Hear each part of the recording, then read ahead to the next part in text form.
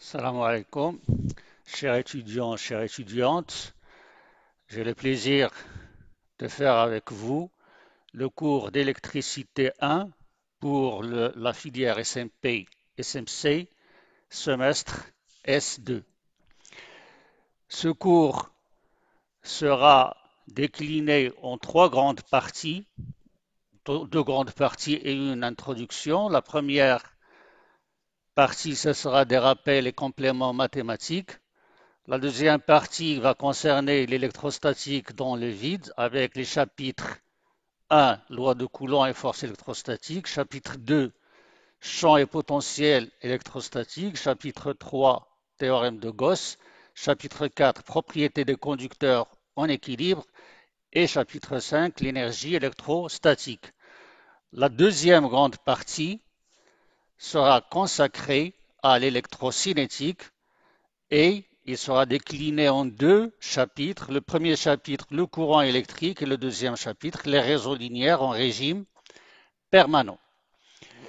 Nous allons commencer aujourd'hui par rappeler quelques notions mathématiques dont on aura besoin au cours de ce cours et on va ajouter des notions qui sont nouvelles pour vous, qui seront aussi utiles pour le suivi de ce cours.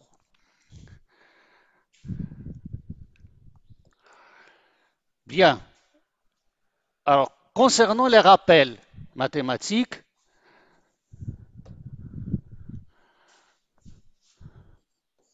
on va rappeler des choses que vous connaissez déjà.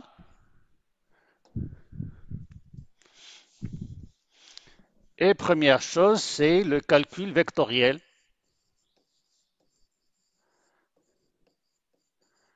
Vous savez que si vous avez un point M quelconque de l'espace, ce point peut être repéré dans la base cartésienne par ses coordonnées x, y et z.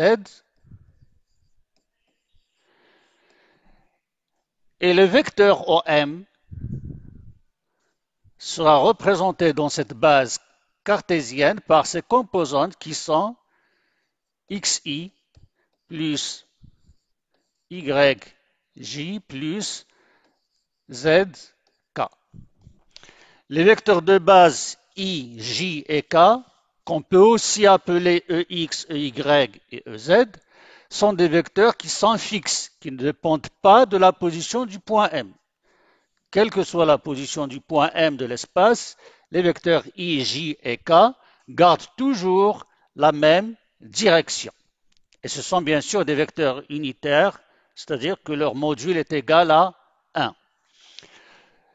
OM est égal à x, i plus y, j plus zk. Ça signifie que le module de OM, qu'on note OM sans flèche, qui est la norme du vecteur OM, eh bien, c'est égal à la racine carrée de x carré plus y carré plus z au carré. Ça vous le connaissez déjà. La norme d'un vecteur en coordonnées cartésiennes, c'est la racine carrée de x carré plus y carré plus z au carré. Alors maintenant, si on effectue un petit déplacement du point M, tel que le point M va passer de M vers M', M' étant un point infiniment voisin de M, lorsqu'on effectue ce petit déplacement qu'on note dl,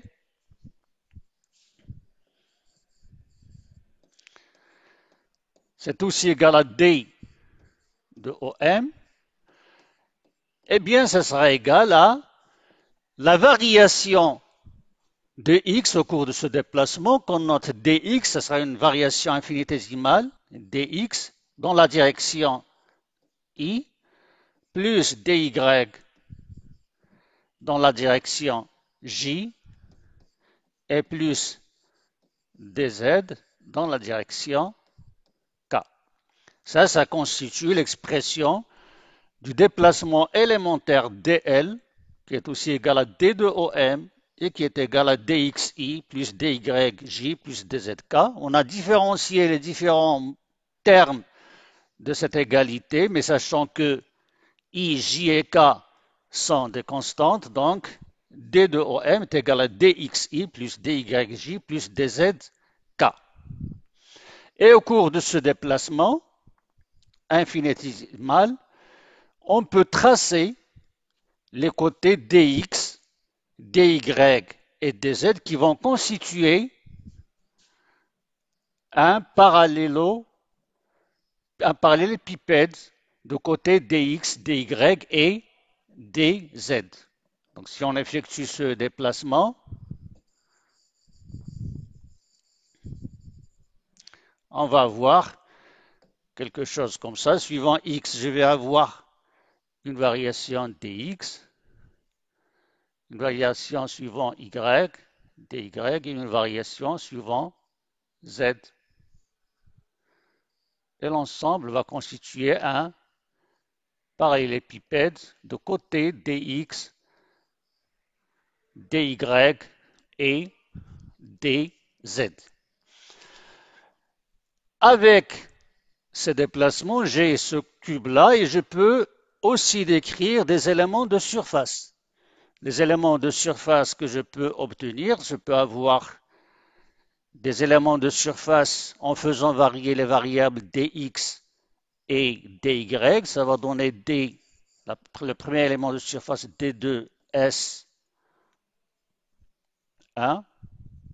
ou plutôt de S1, oui, qui est égal à dx multiplié par dy, ou bien je peux avoir un autre élément de surface d2s2 en faisant varier les variables x et z, donc dx, dz, ou finalement, je peux avoir un troisième élément de surface d2s3 qui s'obtient en variant les variables y et z, donc dy et dz. Chaque élément de surface correspond à une des faces de ce parallélépipède. Je peux avoir cette face-là qui correspond à dx, dy, ou bien je peux avoir cette face là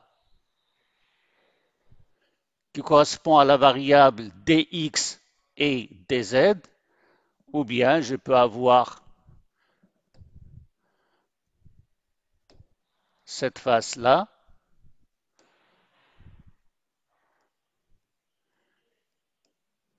qui correspond à la variable dy et dz.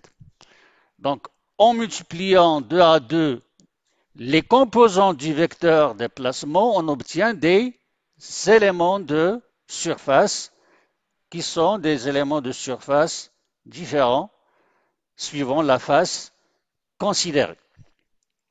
Si je veux déterminer le volume obtenu, le volume de ce parallélépipède, eh il suffit de multiplier les composantes, c'est-à-dire les arêtes de ce cube, dx multiplié par dy multiplié par dz, et je vais obtenir dv. En électricité, on préfère représenter le volume par la lettre τ, parce que la lettre V sera consacrée au potentiel électrostatique. Donc, pour ne pas faire de confusion, on va appeler le volume non pas V par V, mais par τ. Donc, D3, parce que c'est une différentielle d'ordre 3, D3 de τ est égal à dx multiplié par dy et multiplié par dz. Bon, ça, vous le connaissez déjà. Dans cette configuration, vous voyez que le fait de varier les variables x, y et z, ça donne une forme cubique de l'espace. Et donc, dans cette configuration, on considère que l'espace, c'est un cube énorme dont les côtés sont infinis. Donc, la vision qu'on a de l'espace dans cette configuration, c'est que l'espace, c'est un grand cube dont les côtés sont infinis. Ça, c'est le système de coordonnées cartésiennes qui est le système usuel, qui est toujours très utilisé. Mais il y a, dans d'autres cas, d'autres systèmes de coordonnées qui peuvent être plus appropriés à certaines configurations géométriques. On a aussi la configuration cylindrique en utilisant les coordonnées cylindriques. Et ces coordonnées, je peux les représenter ici. Je représente toujours mon point M dans l'espace et les coordonnées cylindriques sont les suivantes. Donc, coordonnées cylindriques.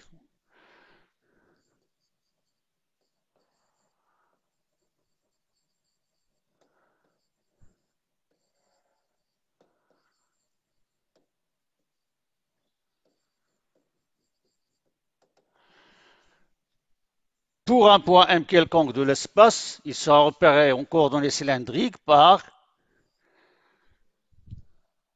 les variables ρ, phi et z. On peut aussi les nommer petit r, θ et z. Alors, que représente ρ? Ρ représente la distance qui sépare le point M de l'axe OZ. La plus petite distance existante entre le point M et l'axe OZ, ça c'est la variable ρ. Si on projette le point M dans le plan X, O, Y, on va trouver le point petit m. Et le point petit m est à la distance ρ par rapport au centre O. Donc ρ, c'est la distance qui sépare la projection du point M dans le plan X, O, Y du centre O, ou bien tout simplement, c'est la distance qui sépare le point grand M de l'axe OZ. Ça, c'est la première variable cylindrique. La deuxième variable phi, c'est l'angle que fait la direction O petit m avec l'axe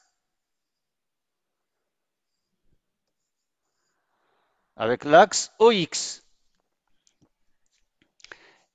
Et finalement, la troisième variable, c'est Z. C'est la même variable que celle vue en coordonnées cartésiennes. Il correspond à la hauteur du point M par rapport au plan X, O, Y. Donc, pour un point M de l'espace repéré par ρ, phi et Z, j'ai ρ qui est la distance qui sépare le point M de l'axe Z, puisque c'est une distance, c'est toujours positive, il va varier de 0 jusqu'à plus l'infini. J'ai l'angle phi qui est l'angle entre la direction O petit m et l'axe OX. Cet angle va varier de 0 jusqu'à 2π. Et j'ai aussi la variable Z qui est la hauteur du point M par rapport au plan X, O, Y, et ça va varier de moins l'infini jusqu'à plus l'infini. Pourquoi est-ce qu'on appelle ces coordonnées les coordonnées cylindriques? Parce que la forme géométrique qu'on va obtenir en faisant varier les différentes variables, ça sera une forme cylindrique. En fait, si je maintiens ρ constant et que je fasse varier phi de 0 jusqu'à 2π, eh bien, dans ce cas, je vais obtenir un cercle centré au point O et de rayon ρ. Ensuite, ce cercle, si je le translate en faisant varier la variable Z, eh bien, dans ce cas, je vais décrire la surface latérale d'un cylindre d'où le nom de coordonnées cylindriques. Et dans cette configuration, l'espace est considéré comme étant un cylindre d'axe OZ, de rayon qui tend vers l'infini et de hauteur qui est aussi infinie. À ce système de coordonnées, on associe une base cylindrique constituée par ρ, Φ et EZ. Alors, comment j'obtiens les vecteurs de base? Eh bien, pour euro, ça correspond à une variation. Je vais regarder une variation de ρ en maintenant Z et Φ constant. Dans ce cas, si ρ va varier, il va varier dans cette direction, comme ça.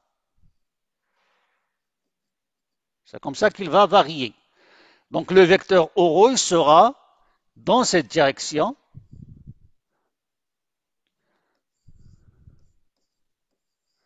Et il est bien sûr lié au point M.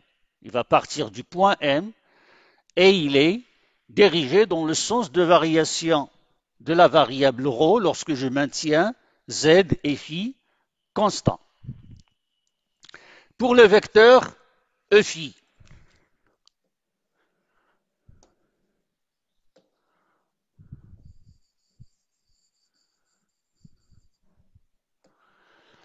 si je fais varier l'angle Φ en maintenant ρ et Z constants, je vais décrire ici un cercle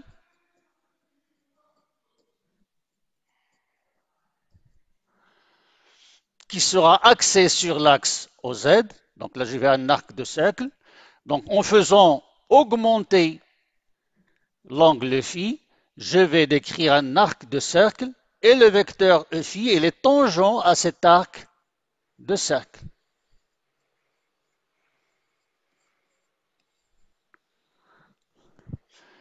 Et finalement, pour avoir le troisième vecteur de base EZ, eh bien, je maintiens ρ et Φ constants et je fais varier la variable Z. Ça va donner une translation parallèle à l'axe OZ et ça correspond à la direction du vecteur unitaire EZ. Donc les vecteurs de base de la base cylindrique sont ρ, Φ et EZ que j'obtiens en faisant varier les variables ρ, Φ et Z et le sens des vecteurs unitaires, c'est le sens croissant lorsque je fais variable dans le sens croissant. Lorsque j'augmente ρ, eh bien, euro sera dans la direction d'augmentation d'euro. Lorsque j'augmente phi, phi est dans le sens de l'augmentation de phi, et même chose pour le vecteur unitaire EZ. Eh bien, dans cette base, vous voyez que les vecteurs unitaires dépendent de la position du point M. Et par conséquent, lorsque le point M change dans l'espace, j'ai euro qui va changer de direction, Phi qui va changer aussi de direction, mais EZ, lui, il ne va pas changer de direction parce qu'il restera toujours parallèle à l'axe OZ. Le vecteur OM dans cette base va s'écrire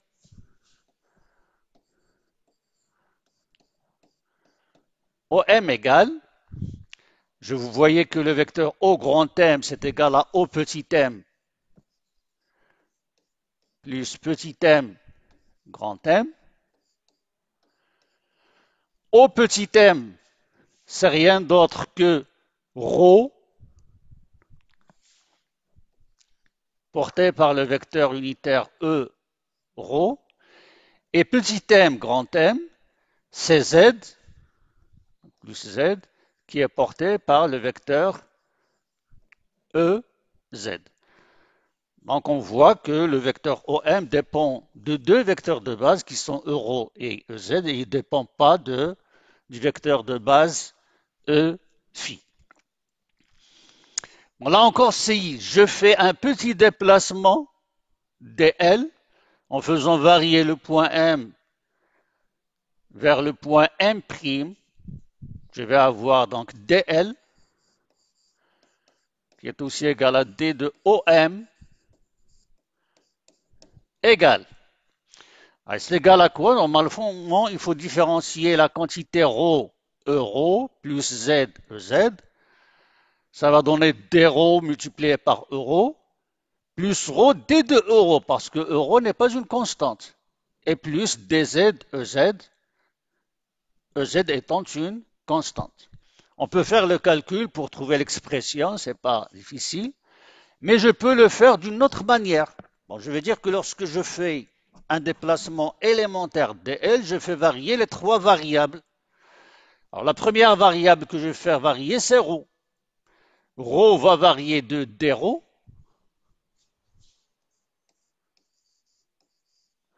Et cette variation, il sera dans la direction du vecteur E, ρ. Ensuite, je vais faire varier la variable phi.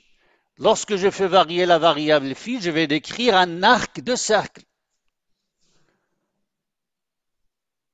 Là, lorsque phi, l'angle phi, varie de d phi, voilà, je vais décrire un arc de cercle ici. Et la longueur de l'arc de cercle, c'est le rayon multiplié par l'angle. Donc plus ρ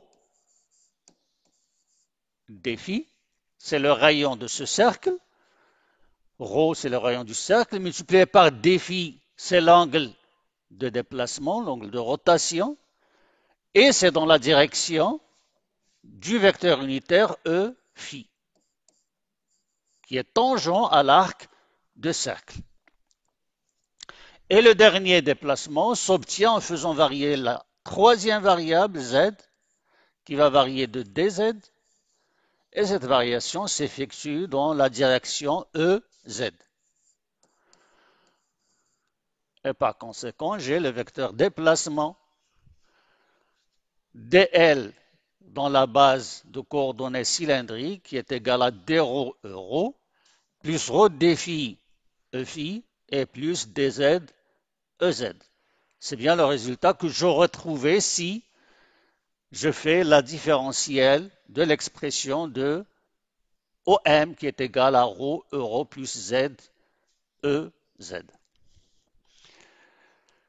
Le module de OM dans cette base, comme vous le voyez, OM est égal à la racine carrée de ρ au carré plus z au carré. Là, on considère le triangle O petit m grand M, c'est un triangle rectangle. Et d'après le théorème de Pythagore, je vais avoir OM au carré est égal à ρ au carré plus z au carré, ce qui donne OM égale à la racine de ρ au carré plus z au carré. Là encore, pour obtenir les éléments de surface, je peux obtenir des éléments de surface en faisant varier deux variables à chaque fois. Donc si je fais varier la variable ρ, par exemple, qui va varier de dρ,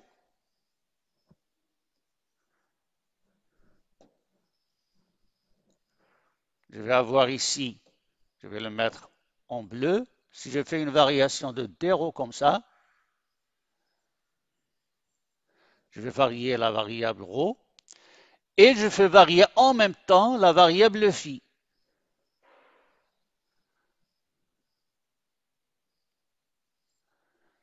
La surface que je vais obtenir, c'est ça. C'est cette surface-là. Et cette surface que j'appelle D2S1, par exemple, qui est obtenue par variation des variables ρ et phi, eh bien, c'est le côté des ρ multiplié par l'arc ρ des phi, l'arc qui est là,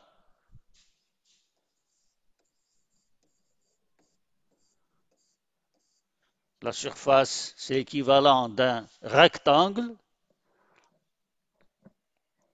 C'est l'équivalent de la surface d'un rectangle de côté d rho et rho d phi. Donc ça donne rho d rho d phi. Je peux aussi obtenir une autre surface, mais en faisant varier, cette fois-ci, par exemple, rho et z. Si je fais varier rho et z, eh bien dans ce cas, rho va varier de d rho et z va varier de dz. Et ça va donner une surface d2 s2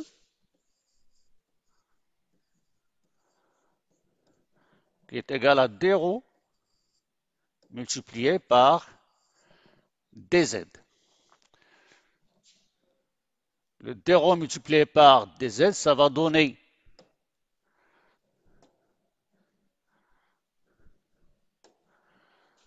d rho, c'est ce que j'ai ici, là, et dz, ça sera le côté qui est ici. Donc la surface que je vais obtenir, c'est cette surface-là. C'est la surface de ce rectangle, de côté d rho et de côté dz.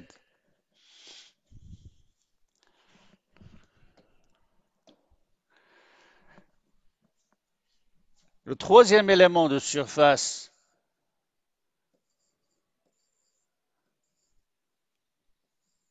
d2s3 que je peux obtenir, c'est lorsque je fais varier la variable phi et la variable z.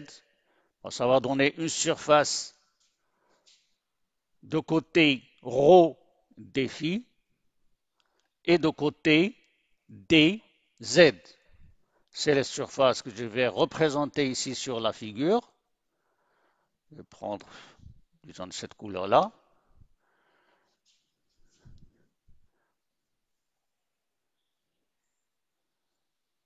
C'est la surface que je vais obtenir ici.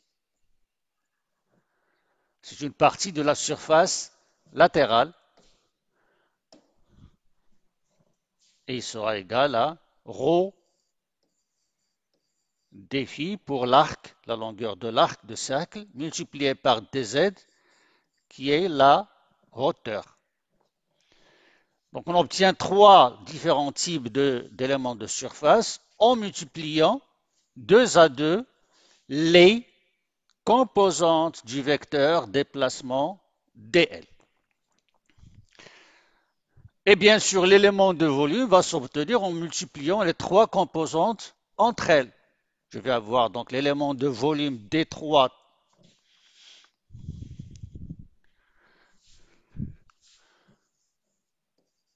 taux, il sera égal à rho d phi multiplié par d rho et multiplié par dz, qu'on écrit sous la forme rho d rho d phi dz. Pour l'élément de surface, j'ai mis D2S parce que pour obtenir la surface, il faut intégrer deux fois. Et pour l'élément de volume, j'ai écrit D3 taux parce que pour avoir le volume total, il faut intégrer trois fois. Mais souvent, on peut omettre les 2 et 3 et écrire ds tout simplement, tout en sachant qu'il faut intégrer deux fois pour obtenir la surface et trois fois pour obtenir le volume. Le troisième système de coordonnées usuel, c'est le système de coordonnées cylindriques. Coordonnées cylindriques.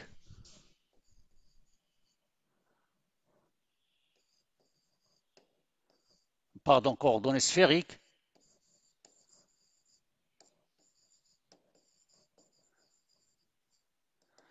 Dans le système de coordonnées sphériques, un point M est repéré par les variables R, θ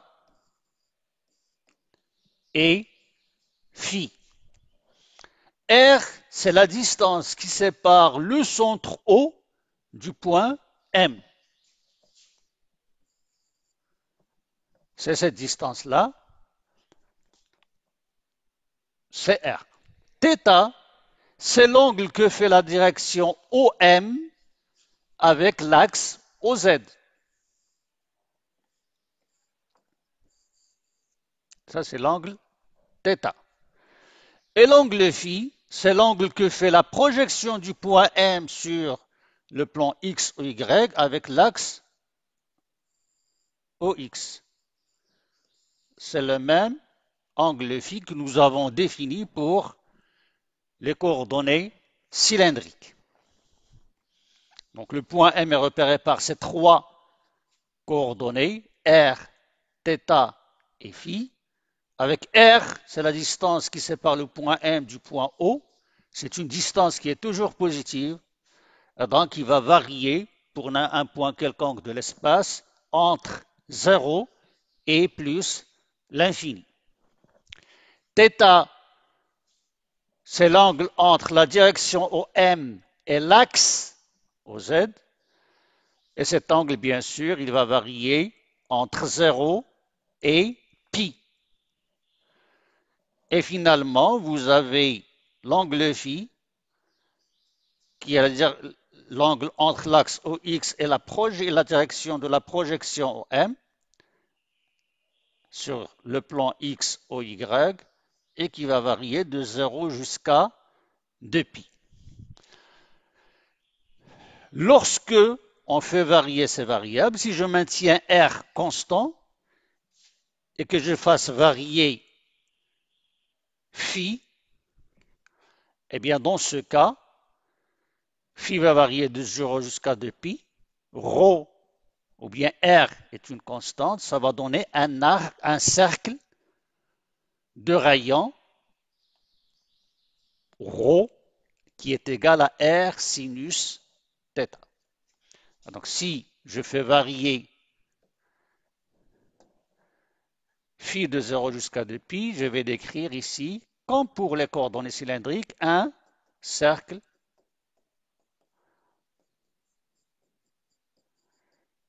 son rayon c'est ρ, mais ρ c'est égal à R sinus θ.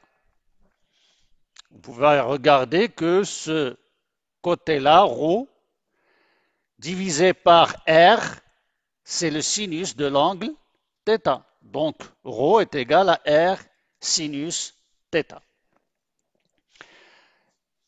Et bien sûr, lorsque θ va varier entre 0 et 2pi, c'est-à-dire lorsque le point M va se déplacer, dans ce cas, le cercle va changer de rayon.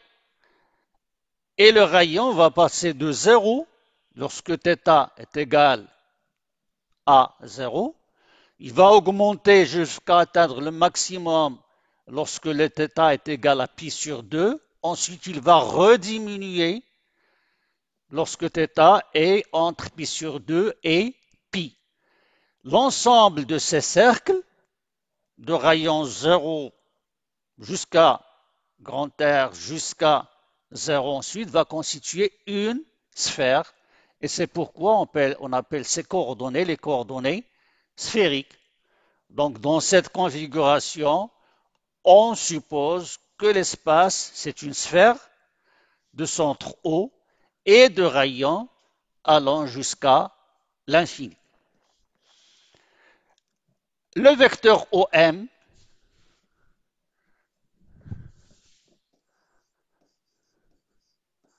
peut être représenté dans la base sphérique associée à ces coordonnées sphériques. Et on peut obtenir les vecteurs de base de la même manière que pour la base cylindrique en faisant varier à chaque fois l'une des trois variables.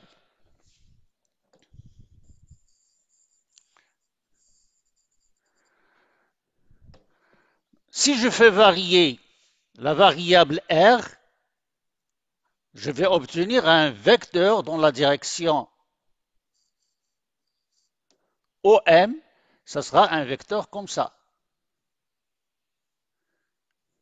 dans cette direction. Et il sera dirigé dans le sens des R croissants. Ça, c'est le vecteur ER, qui est un vecteur radial, parce qu'il est porté par les rayons de la sphère qui passe, qui est de centre O et qui passe par le point M. Donc là, c'est le vecteur unitaire ER. Pour Eθ, eh bien, regardez, lorsque je vais faire varier l'angle θ en maintenant R constant, je vais tracer un arc de cercle de centre O et de rayon petit r. Le vecteur Eθ sera tangent à cet arc de cercle et dirigé dans le sens de θ croissant, c'est-à-dire lorsqu'on s'éloigne de l'axe OZ. Ça, c'est l'angle, plutôt le vecteur unitaire Eθ. Et enfin, on obtient le vecteur Eφ en faisant varier la variable φ, et ça sera un vecteur qui est tangent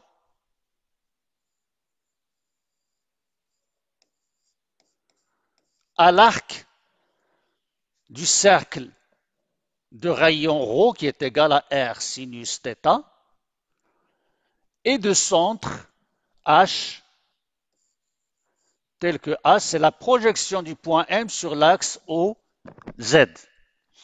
Donc le vecteur OM dans cette base, il va avoir une seule composante, c'est la composante suivant ER. Donc c'est égal à petit r multiplié par le vecteur unitaire ER. Le vecteur OM ne dépend ni du vecteur Eφ ni du vecteur Eθ, il dépend uniquement du vecteur ER. Mais le vecteur ER, lui, c'est un vecteur qui n'est pas fixe. Dans la base sphérique, j'ai les trois vecteurs Eφ, ER, Eθ et Eφ qui dépendent de la position du point M. Donc ce sont des vecteurs qui ne sont pas fixes. Et par conséquent, si je veux avoir un vecteur déplacement élémentaire, il faut différencier cette expression-là, RER, sachant que ER dépend à la fois de l'angle θ et de l'angle φ. Quelle est la différentielle? Bon, pour le module, c'est clair, vous voyez que le module de OM, c'est rien d'autre que R. Et par conséquent, le vecteur unitaire ER, je peux aussi l'écrire comme étant OM divisé par OM qui est égal à OM divisé par R. Pour le vecteur déplacement élémentaire dl, qui est égal à d de OM, je peux l'obtenir en faisant le même raisonnement qu'auparavant, c'est-à-dire que je vais faire à chaque fois une petite variation de l'une des trois variables et voir ce que ça va donner. Si je fais varier l'angle, plutôt la variable r, je vais avoir un déplacement dr, il s'agit d'une translation, donc un déplacement dr dans la direction du vecteur unitaire ER. Donc je vais avoir dr, ER. Plus une variation suivant θ. Lorsque je fais varier θ, je décris un arc de cercle de rayon petit r. Lorsque j'effectue le déplacement dθ, donc la longueur de l'arc, parce que là j'ai une rotation, la longueur de l'arc est égale au rayon r multiplié par dθ. Donc petit r multiplié par dθ et c'est porté par le vecteur unitaire Eθ qui est tangent à cet arc de cercle. Et enfin, la dernière composante, c'est lorsque je fais varier l'angle phi. Et dans ce cas, je décris un arc de cercle de centre H et de rayon ρ qui est égal à R sinus θ. Donc la longueur de l'arc décrit lorsque je fais varier phi de dφ, il sera égal à donc plus le rayon ρ, sachant que ρ est égal à R sinus θ, multiplié par l'angle de rotation qui est égal à dφ, et c'est porté par le vecteur unitaire E phi. Là, vous avez l'expression du vecteur déplacement élémentaire dl dans la base sphérique. C'est égal à drEr plus r dθ Eθ et plus r sinus θ dφ multiplié par E phi. Pour les éléments de surface, je vais les obtenir de la même façon en multipliant à chaque fois deux variables, deux composantes du vecteur déplacement dl. Donc je vais avoir d2 S1 qui est égal à dr multiplié par r dθ, qui est ici r dr dθ. Là, je maintiens phi constant et je fais varier r et θ. Ou bien d2S2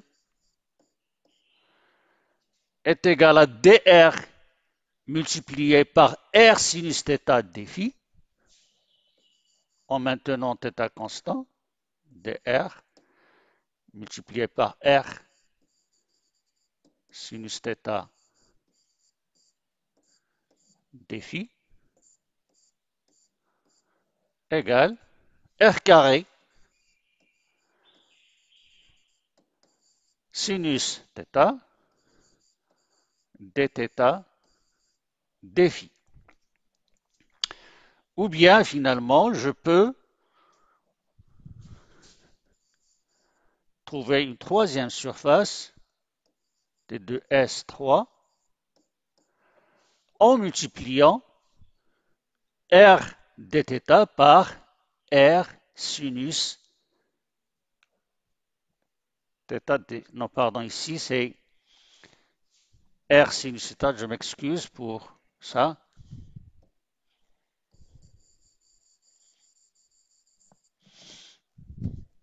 Là, j'ai r sinus θ dr dφ.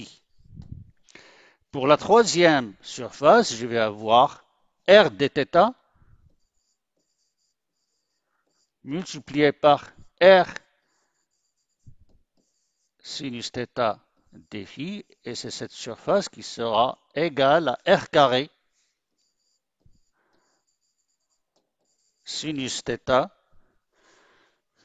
dθ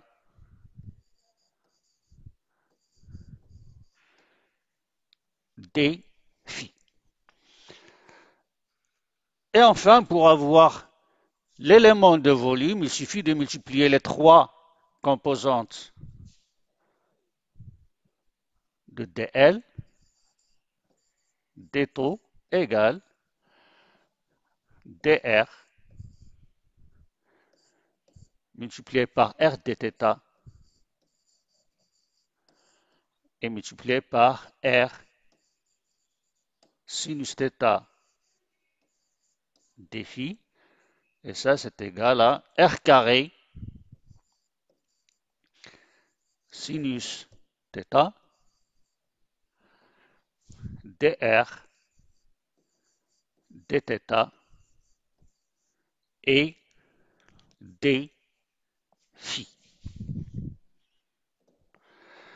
Après avoir exprimé un vecteur quelconque OM dans les trois système de coordonnées cartésiennes, cylindriques et sphériques, nous allons passer pour rappeler quelques opérations sur les vecteurs et on va rappeler d'abord la notion de produit scalaire. On rappelle le produit scalaire.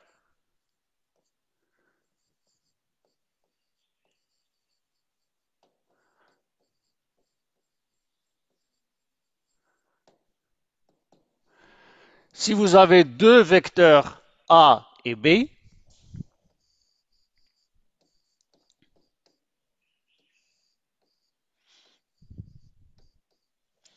qui font entre eux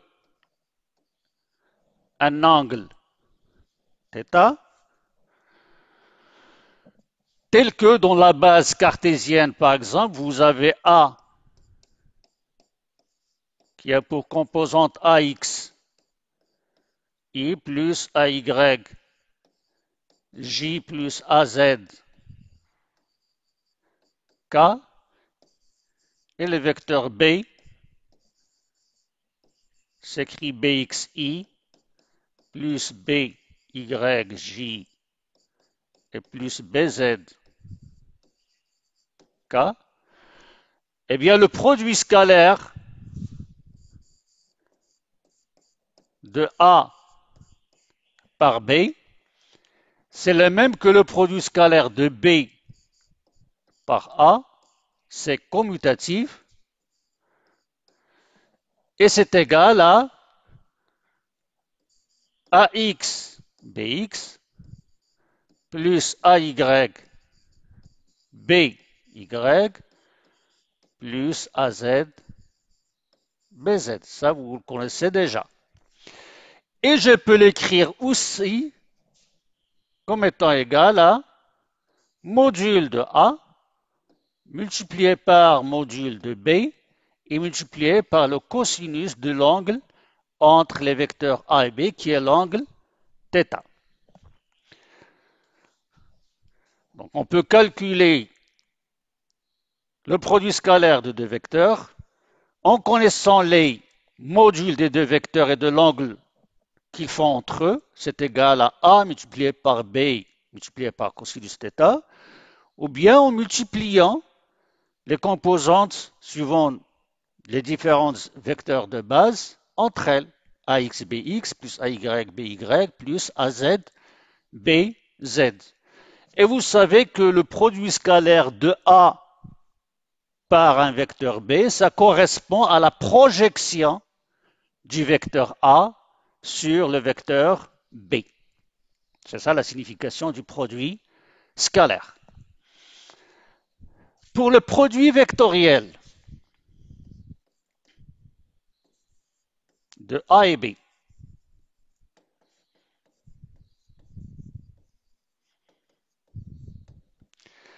pour le produit vectoriel entre A et B, j'ai A vectoriel B qui est égal à moins B vectoriel A. Le produit vectoriel n'est pas commutatif. Eh bien, c'est égal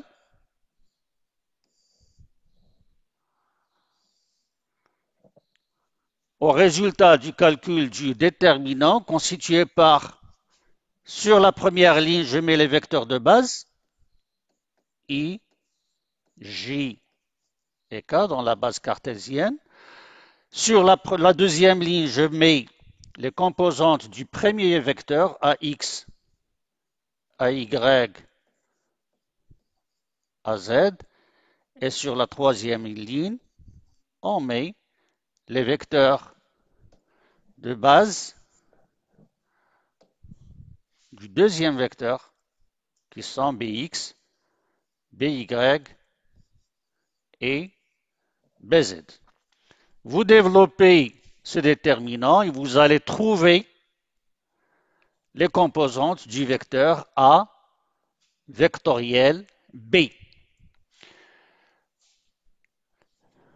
Alors, A vectoriel B va s'écrire aussi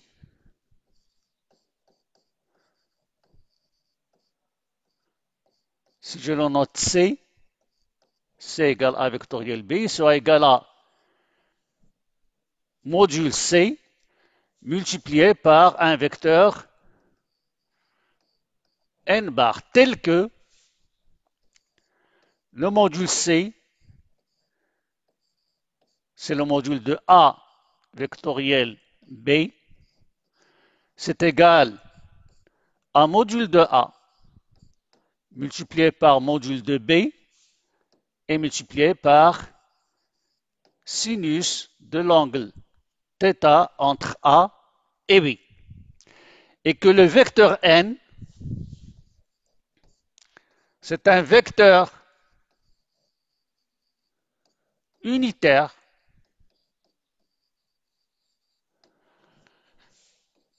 qui est normal à la fois à A et à B.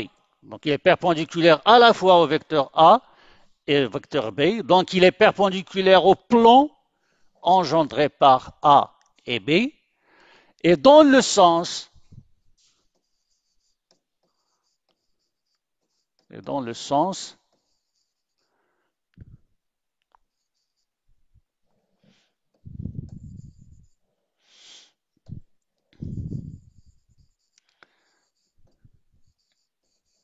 est tel que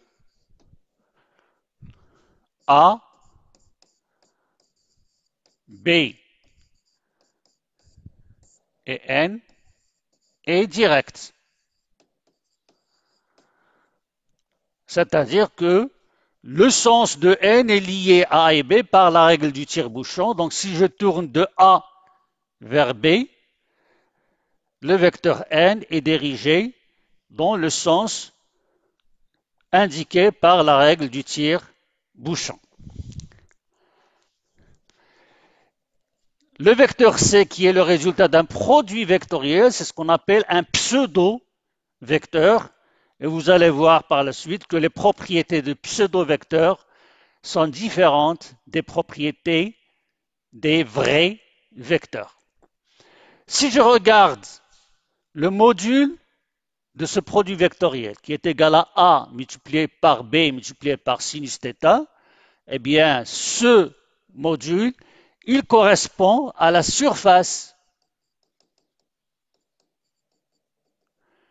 de ce parallélogramme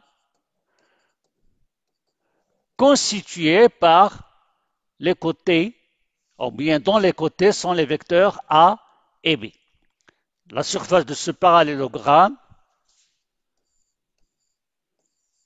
c'est C égale à module de A vectoriel B. Ce qui veut dire que dorénavant, nous allons représenter toute surface par un vecteur qui est perpendiculaire à la surface et dont la norme est égale à l'aire de la surface. Donc si j'ai une surface ds, cette surface ds sera représentée par un vecteur qui est normal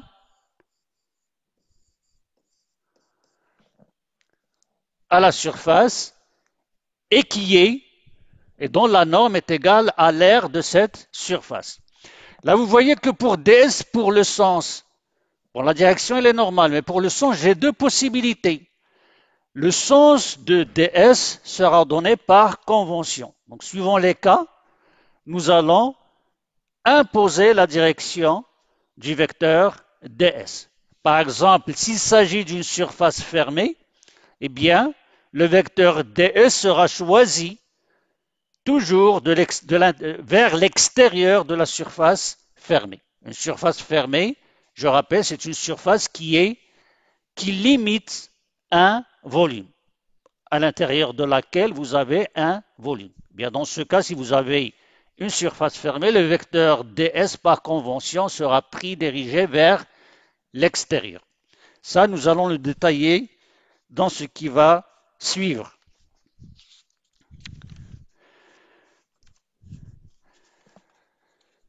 On a aussi le produit mixte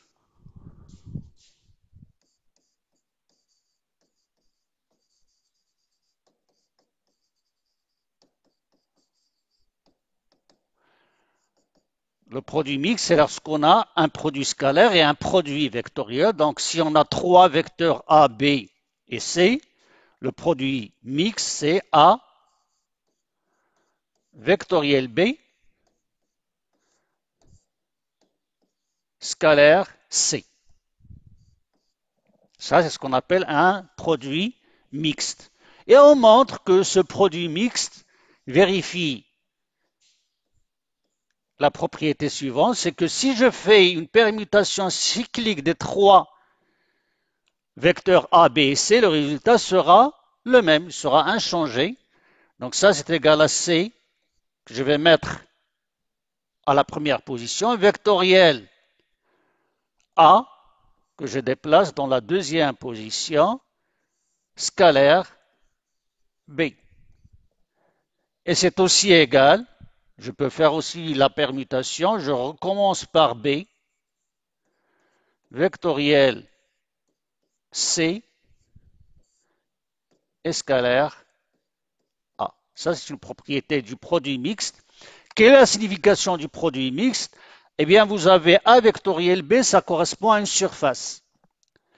Et si vous prenez cette surface que vous multipliez par la hauteur, par un vecteur C, ça va donner le volume du parallélépipède dont les côtés sont A, B et C. Et comme je peux obtenir le volume en multipliant la surface AB par C, ou bien la surface CA par B, ou bien la surface BC par la hauteur A, bien ça veut dire que les trois expressions sont égales parce que le volume est toujours le même. On va terminer par parler de la notion de flux et de circulation. Donc, flux d'un vecteur.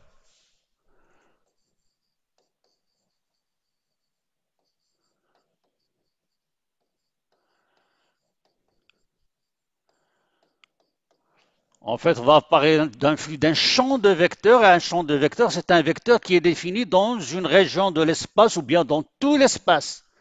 Donc, si vous avez un vecteur A qui dépend de trois variables d'espace X, Y et Z, c'est ce qu'on va appeler un champ de vecteurs. Le flux d'un vecteur à travers une surface, il sera défini de la façon suivante. On va d'abord considérer une surface élémentaire ds. Si je prends une surface élémentaire ds que je représente, comme je l'ai déjà dit, par un vecteur ds qui est normal à la surface, et si j'ai un champ de vecteurs A au point M de l'espace, qui dépend de X, Y et de Z, donc il dépend du point M, eh bien par définition, le flux de A à travers l'élément de surface ds est donné par dφ égal au produit scalaire de A par ds. Alors, notion de flux, on peut la comprendre schématiquement de la façon suivante. Si vous avez par exemple un courant d'eau, c'est-à-dire de l'eau qui coule, et que vous prenez un anneau, si vous plongez l'anneau dans le cours d'eau, il va y avoir une quantité d'eau qui va traverser la surface limitée par l'anneau. Et cette quantité d'eau va dépendre de la position de l'anneau. Bien sûr, si vous avez l'anneau qui est perpendiculaire à la direction de l'écoulement de l'eau, eh bien dans ce cas, vous allez avoir le maximum d'eau qui va traverser la surface de l'anneau. Si vous l'inclinez légèrement, la quantité va diminuer Et si vous avez l'anneau qui est parallèle à la direction, eh bien dans ce cas, il n'y a pas de quantité qui va traverser l'anneau. Sachant que l'anneau c'est une surface dont le vecteur ds est perpendiculaire à la surface, ça veut dire que si ds et A sont perpendiculaires, j'ai le maximum de flux. Et s'ils sont perpendiculaires, j'ai un flux qui est nul. Et ça, c'est la propriété du produit scalaire. C'est pourquoi vous avez dφ égale à A scalaire ds, qui veut dire que si A et ds sont collinéaires, eh bien dans ce cas, vous avez le maximum de flux. S'ils sont perpendiculaires, le flux est égal à 0. Si vous avez une surface quelconque, dans ce cas, à travers une surface quelconque, phi à travers une surface qui n'est pas élémentaire, une surface S, je vais avoir phi égale à la somme des éléments dφ à ds. Donc je dois faire une intégrale sur l'élément ds, et puisque c'est un élément de surface, il faut intégrer deux fois. Donc, je vais avoir une intégrale double sur la surface S. En particulier, c'est la surface S est une surface fermée qui limite un volume. Dans ce cas, si S est fermée, une surface fermée donc qui limite un volume tau,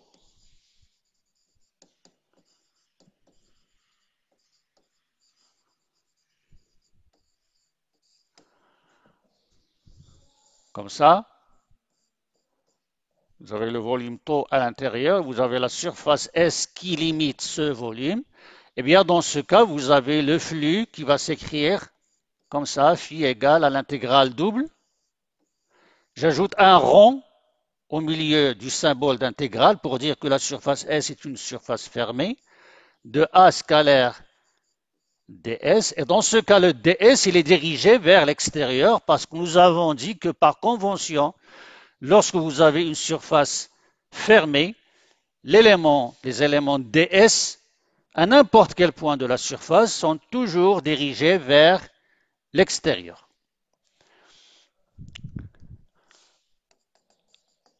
Enfin, nous allons parler de la circulation d'un vecteur A.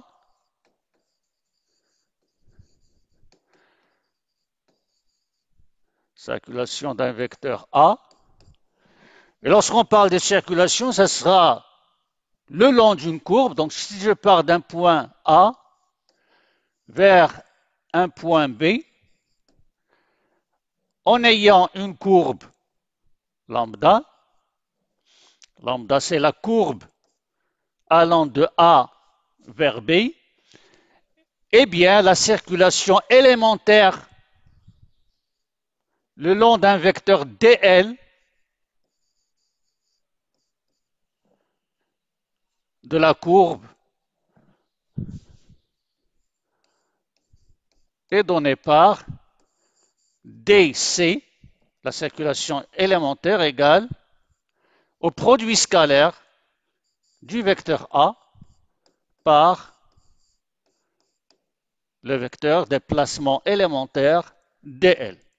Et si je veux avoir la circulation entre A et B, le long de toute la courbe lambda, je vais avoir donc C égale à l'intégrale sur toute la courbe lambda, c'est-à-dire entre le point A et le point B, du vecteur A scalaire dl. La circulation, vous l'avez déjà vue, surtout en mécanique. Si vous remplacez le vecteur A par la force, eh bien dans ce cas, vous allez avoir la circulation entre A et B de F dl, et ça constitue le travail de la force effectué entre les points de départ A et d'arrivée B, c'est-à-dire le long de la courbe B. En général, la circulation, c'est l'intégrale sur une courbe donnée du produit scalaire du champ de vecteur A par le vecteur déplacement dl. On termine ici la première partie des rappels mathématiques et la prochaine séance, Inch'Allah, nous allons aborder des concepts qui sont nouveaux pour vous, c'est-à-dire des compléments mathématiques. Nous allons parler des opérateurs différentiels. D'ici là, je vous souhaite bon travail et à la prochaine séance, Inch'Allah.